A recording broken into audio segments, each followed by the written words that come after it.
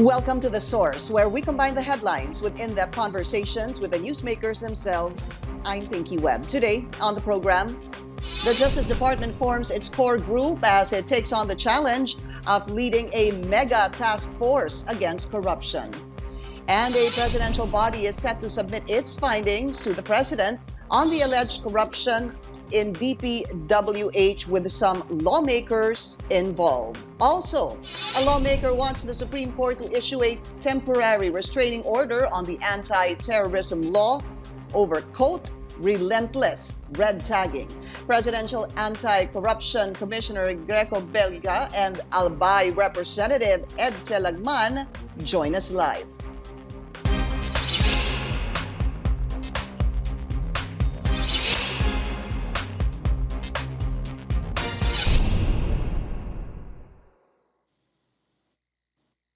The Justice Department says the multi-agency task force will go after corrupt officials in a number of agencies following the instructions of President Rodrigo Duterte. It has named 5 agencies that will be prioritized in the government's anti-corruption probe. These are the Public Works Department, PhilHealth, Bureau of Customs, Bureau of Internal Revenue, and the Land Registration Authority. Justice Undersecretary Emilyn Aglipay Villar tells CNN Philippines nobody is exempt from the investigations, despite President Duterte vouching for her husband, Public Works Secretary Mark Villar.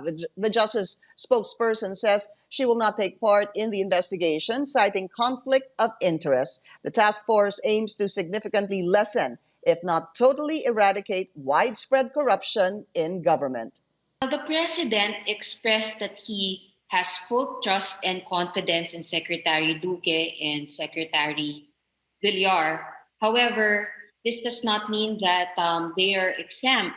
He also said in his memorandum that all government officials and even private individuals are part of the investigation. And if it is found after the investigation that they are part of the corruption, then the president said that they should be charged and prosecuted. CNN Philippines spoke earlier to Customs spokesperson Vincent Maronilla. He says they welcome the move from the president. So far naman, nakapag-issue na kami ng mga show cause orders sa 228 ng aming mga personnel. Nag-imbestiga na kami ng 135 ng mga personnel namin. Nakapag-file kami ng administrative cases sa 45 ng mga personnel namin. Tapos nakapag-file kami ng 7 cases sa DOJ. 157 cases na rin po na forward namin sa Ombudsman. May 28 cases din po kami sa NBI. Tapos 29 na dismiss namin na personnel. Bukod pa yon sa mga numerous na personnel namin na sinuspend at nireprimand. So, itong mga gantong external na investigation, welcome namin to kasi this will validate if indeed may kailangan pa kaming gawin o may hindi kami mga nakikitang mga katiwalian na nangyayari sa aming ahensya. Senator Panfilo Lacson welcomes the creation of the mega task force to address corruption, but he was also quick to add the task force may have started off on the wrong foot. Lacson says there should be no exemptions in the investigation. He also welcomes the president's pronouncement that even lawmakers will be investigated. However, Lacson questions why the president was quick to clear Health Secretary Francisco Duque and Public Works Secretary Mark Villar from any wrongdoing. Bakit exempted dito sa parang effectively, no, without saying it, parang siya sabi, wag niyo isama si Secretary Duque, wag niyo isama si Secretary Villar. I'm not trying to say na yung dalawa may kinalaman sa corruption. No, far from that. Pero para magkaroon kagad ng at the outset, meron agad na hindi dapat galawin, paano magsasucceed naman yung effort to curb corruption? Di ba dapat lahat isama? We'll be taking a short break. This is The Source on CNN Philippines. Please stay tuned.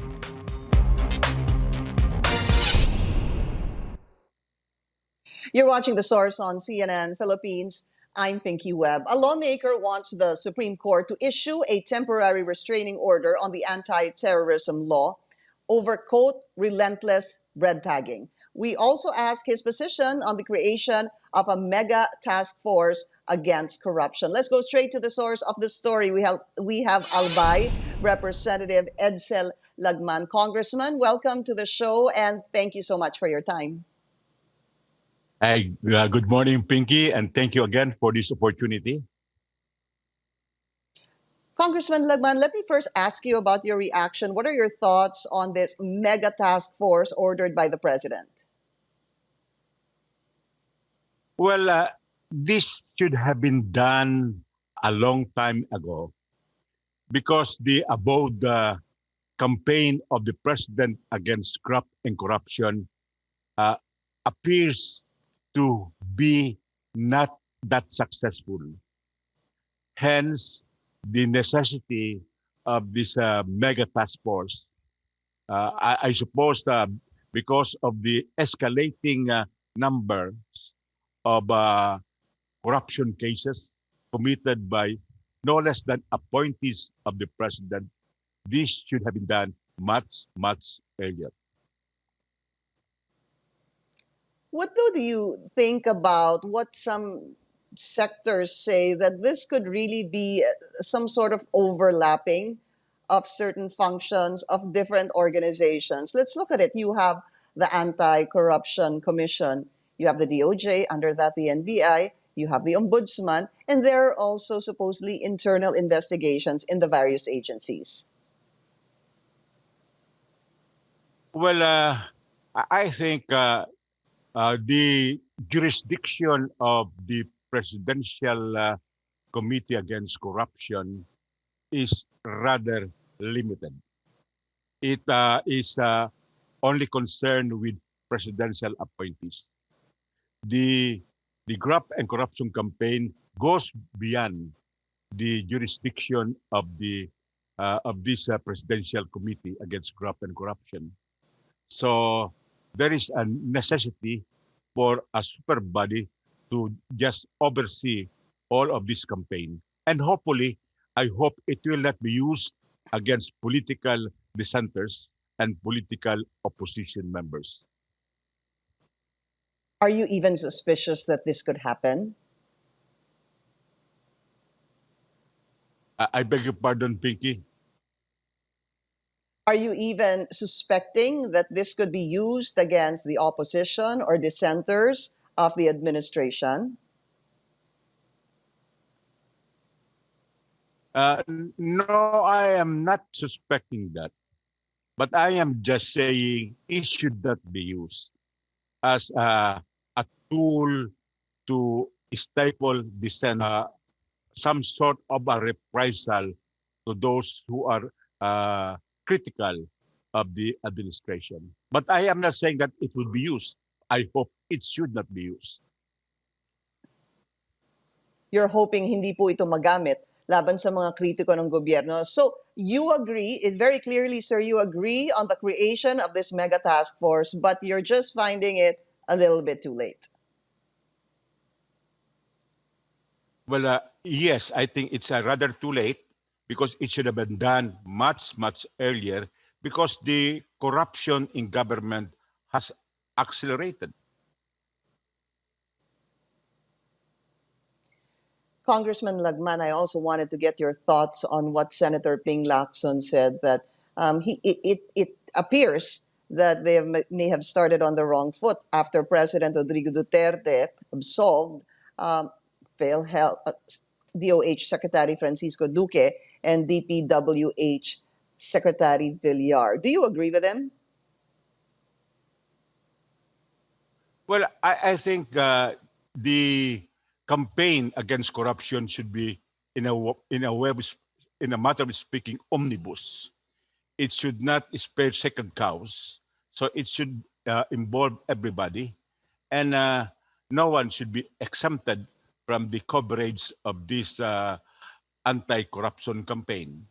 And I think the president should not preempt the decision of any graft-busting body by exempting from its coverage certain personalities. Right. So, but with the president's statements on Secretary Duque and Secretary Villar, I guess what I want to find out from you is, do you think that this mega task force will even investigate them if it is necessary? Well, with the statement of the president, I think there are some people who may be untouchable. Considering that the Department of Justice is under the office of under the president, and the Secretary of Justice is an alter ego of the president, I suppose it would abide by the instructions of the president. I am not saying All right. that Okay. Secretary Villar and Secretary Duque are under corrupt charges. I suppose, from my understanding and information, they are both above board, but they should not be exempted from the inquiry to be conducted by the super graft body. But Congressman Lagman, if the president makes statements like that, as such, with the Secretary Villar and Secretary Duque, is that automatic to you that they are untouchable in the investigations of the mega task force? Well, it appears that the statement of the president already prejudged that they are not subject to the jurisdiction of the super committee because the president has cleared them already. Mm-hmm. All right. Later, Congressman Lagman says recent red tagging incidents involving legislators and celebrities are enough reason for a freeze order on the anti-terrorism law. Congressman Lagman will still be with us after the break. We're going to talk about that. Please stay tuned. You're watching The Source on CNN Philippines. Our guest today, Albay Representative Edcel Lagman. Congressman, let's first talk about this or discuss this much talked about red tagging. I just want to go back to how it all started or when it started. So you have General Parlade in a Facebook post saying, could be perceived by both sides. One could be red tagging, Congressman, and the other side could say that he was just warning Liza Soberano. So even with our interview with General Parlade, he says, and he clarified that he's even defending her, and he was just warning Liza. Ano ho ba ang how did you take this statement made by General Parlade? Dun muna po dun kay Liza Soberano that eventually also nasama po si Catriona Gray, si Angel Locsin, and the sister Ella. The fact is the General Parlade has already red tagged these celebrities. And most probably when he said that it was just a warning, it was a way of softening the impact of said red tagging.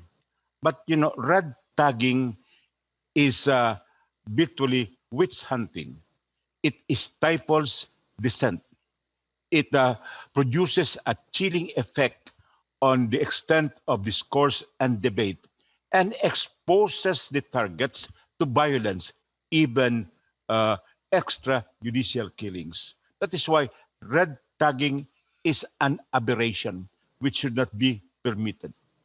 It has been defined as the act of state actors, more particularly agents of the state involved in crime prevention or law enforcement, publicly branding certain individuals, institutions, and groups as being affiliated with underground or terrorist groups or leftist groups.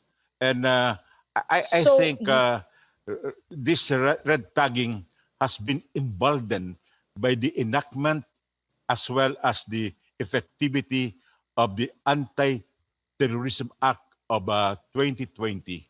That is why I am saying that the red tagging as well as the surveillance of targets should be additional major grounds for the Supreme Court to now issue a TRO, or a temporary restraining order, to stop the effectivity and implementation of the new anti-terrorism law pending final adjudication of the 37 petitions challenging the constitutionality of the law, and practically all of the 37 petitions prayed for the issuance of a TRO.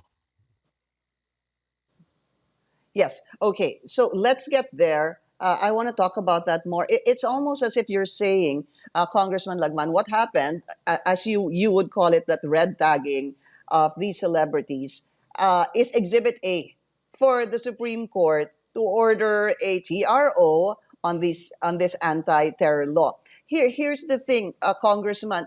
As you mentioned, there's 37 petitions before the Supreme Court. What can be done? Is there anything else that can be done so that the Supreme Court hears this, or so that the Supreme Court can finally have schedule an oral argument on this already? Well, a few days ago, the Integrated Bar of the Philippines called a Zoom conference on this particular issue. And it was resolved that, if possible, all of these 37 petitioners should collectively refile their prayer for the Supreme Court to issue the temporary restraining order. And also for the Supreme Court to now schedule the oral argument so that these issues can be ventilated before the court in session or by virtual platform. So that's going to happen, And Congressman, I would like that to all petitioners, all 37 petitioners will refile their petitions before the Supreme Court. Uulitin po nila. Yes, that was the consensus during the meeting a few days ago, which was sponsored by the Integrated Bar of the Philippines. IBP. And I And think when will this be done? Collective refiling of the prayer for the issuance of the TRO will most probably convince the court that that is really the critical immediacy of issuing the TRO. More particularly in the wake of recent events wherein military officials like General Parlade has made use of the anti-terrorism law as an excuse for red tagging and other modes which would be detrimental to freedom of expression as well as freedom of association.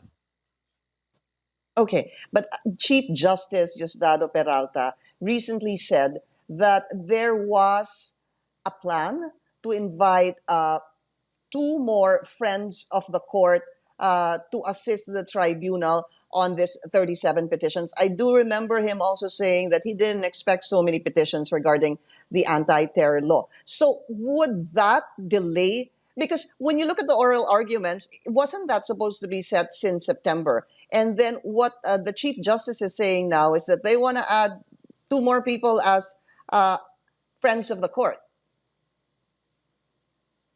Well, I am not adverse to that intention of the High Court to invite friends of the court to assist the court in resolving these issues. But I think you are correct, Pinky, that could further delay the process. It was already delayed by this pandemic.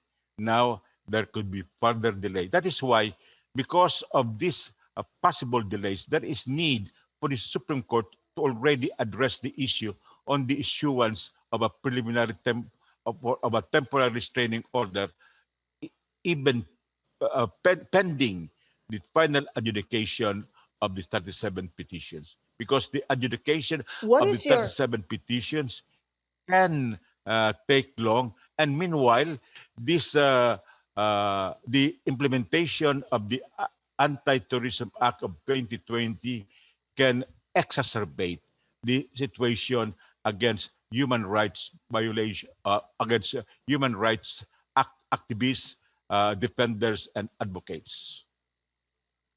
Congressman Lagman, what are your thoughts on why there seems to be this delay in, number one, the oral arguments on the anti-terror law? Well, one of the principal reasons could have been the onslaught of the COVID-19 pandemic, which would really delay the process because of the requirements of health protocols in, for example, holding an in-session oral argument. But I think these health protocols could be observed even as sessions could be conducted with respect to the oral arguments, because it is of critical urgency that these issues should be resolved. And I again reiterate that pending final adjudication, then there is a need for the issuance of a temporary restraining order. I just want to jump into one, related topic. When General Parlade admitted that there was a surveillance of legislators in the Makabayan bloc, I know that this needs to have court approval. However, he was saying that this is actually what he calls intel surveillance, which the AFP does, and not legal surveillance. What are your thoughts about that? Well, in the first place, General Parlade is using the anti-terrorism law as an excuse for the surveillance. So if he's doing that, this surveillance should be consistent with the provisions of the law, and it could not be conducted motu proprio by intelligence agencies. And so even if he says it's intel service, that doesn't. The fact is, this So surveillance is ongoing, and it would expose the targets to violation of the rights to privacy, as well to expose them to possible assassination or extrajudicial killings. Congressman, very, very quickly, what are your thoughts on this? The Makbayan Muna is suggesting to dismantle the NTF, the National Task Force to End Local Communist Armed Conflict. Do you think this is a good idea to dismantle it? Well, first of all, I think the Senate, because the appropriations bill is now in the Senate, should look very carefully and intensely on the appropriation of 16 to 19 billion pesos for this task force to end local communist armed conflict. Because I understand they are going to use the amounts to distribute about 20 million each to certain barangays and localities which are allegedly infiltrated by communists or terrorists. But I also would like the Senate, because it is now in the Senate. It was deliberated in the House. The Makabayan group opposed the appropriation, and they should also look at the possibility that this 16 to 19 billion pesos appropriation can be used as a political tool, as a partisan strategy fund for the forthcoming 2020 elections. Albay Representative Edcel Lagman, always a pleasure. Congressman, maraming salamat po sa inyong oras. Maraming salamat, Pinky, and please call anytime. Thank you, sir, and thank you for joining us here on The Source. I'm Pinky Webb. You're watching CNN Philippines.